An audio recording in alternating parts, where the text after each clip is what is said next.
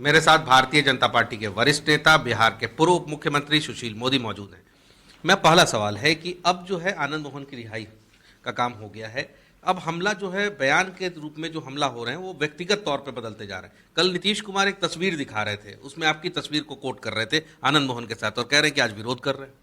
अरे भाई, तस्वीर तो कोई गलत नहीं है। कल मेरी तस्वीर लालू यादव के साथ भी है। लालू यादव 4 मामलों में सजा याफ्ता हैं, तो उसका मतलब क्या हो गया कि मैं उनके भ्रष्टाचार को मैं कोई संरक्षण दे रहा हूँ, ये समर्थन दे रहा हूँ? अरे किसी के घर में शादी है, विवाह है, श्राद्ध है, तो एक सामान्य औपचारिकता कोई अगर निमंत्रण देता है, परिचित है, तो आप उसके घर जाते हैं। इससे ज़्यादा उसका क्या अर्थ हो सकता है?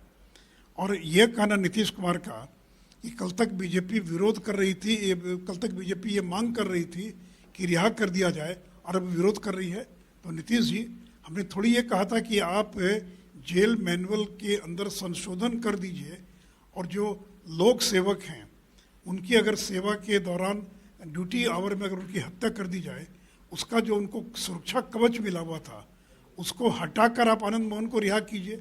ये तो हमने कभी नहीं कहा था। तो आपने तो हमारे बयान का दुरुपयोग कर रहे हैं, उसका गलत अर्थ निकाल रहे हैं। भाई अगर उनकी सजा अवधि पूरी हो गई तो आप रिहा कर दीजिए, ये हमारा कहना था।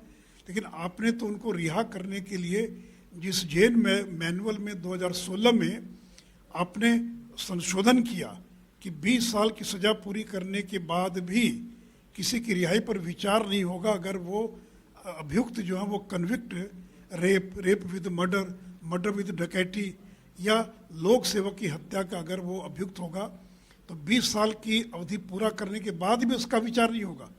इतना कठोर आप ही ने बनाया और आज आपने एक लाइन हटा दिया जो लोक सेवक हैं और करें कि आम और खास का अंतर खत्म कर दिया।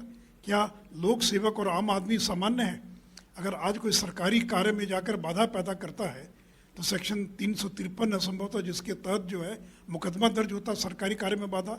अगर कोई पुलिसकर्मी की ड्यूटी के दौरान अगर अपराधी हत्या कर दें तो क्या वो सामान्य हत्या मानी जाएगी? तो आप आज सरकारी कर्मचारी को हर एक साल अपनी संपत्ति का ब्यौरा देना पड़ता है, आम आदमी को कहाँ देना पड़ता है? तो जो सरकारी सेवक है, लोक सेवक है, वो सरकार का नुमाइंदा है, सरकार का प्रतिनिधि है। सरकार की जो शक्ति है वो सरकारी अधिकारी में निहित होती है। अगर ये नहीं कहा आपने कि कभी अगर मारा गया तो ड्यूटी आवर में अगर कोई सरकारी कर्मचारी घर में सोया उसकी हत्या हो जाएगी तो वो एक सामान्य हत्या है। लेकिन वही अगर ड्यूटी आवर में सेवा के दौरान अगर हत्या हो जाती है तो जी कृष्णैया की हत्या सेवा के दौरान हुई। वो मीटिंग करके अपने दफ्तर जा रहे थे, ड्यूटी के दौरान उनकी हत्या हुई और आपने उसमें संशोधन करके एक बचकाना तर्क दे रहे हैं कि आम और खास के अंतर को हमने ख़त्म कर दिया। क्या आम आदमी और सरकारी कर्मचारी दोनों बराबर है? तो जब वो अपनी ड्यूटी का निर्वाह कर रहा है तो पूरी सरकार की ताकत को अपने साथ उसमें निहित होती है। और आपने एक जघन्य अपराध को सामान्य अपराध में बदल दिया। आप ही ने 2016 में संशोधन करके उस अपराध को जघन्य अपराध की श्रेणी में डाला और उसको इतना कठोर बना दिया कि 20 साल की सजा पूरी करने के बाद भी वो रिहा करने पर उसका विचार नहीं किया जाएगा और एक झटके में आपने उसको शिथिल कर दिया। तो इसलिए भारतीय जनता पार्टी कानून में संशोधन किए जाने के विरोध में।